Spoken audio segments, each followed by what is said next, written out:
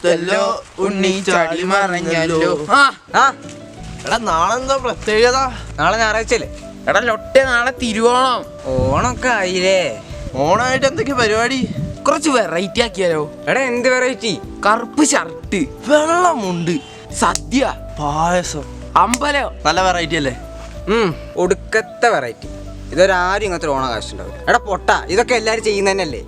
Variety വരട്ടെ. എന്നാ പിടിച്ച വെറൈറ്റി. കറുപ്പ് ഷർട്ടിന് പകരം വെള്ള ഷർട്ട്, വെള്ള മുണ്ടിന് പകരം കറുപ്പ് മുണ്ട്. എന്താ വെറൈറ്റി അല്ലേ? എടാ നിനക്ക് തലയ്ക്ക് വല്ല കുഴപ്പമുണ്ട്? എടാ എന്നാ നീ പറ വെറൈറ്റി. വെറൈറ്റി എടാ വെറൈറ്റി പറ.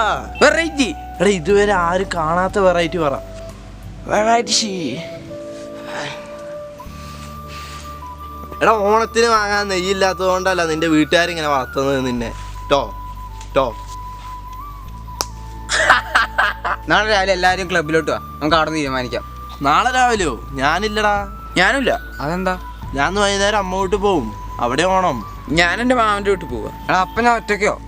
പിന്നെ നിങ്ങൾ എന്തിനാ ഓണം വെറൈറ്റി ആക്കണം എന്നൊക്കെ പറഞ്ഞേ? For fun. ഞങ്ങൾ പോയി ഓണം കളറാക്കിട്ടോ.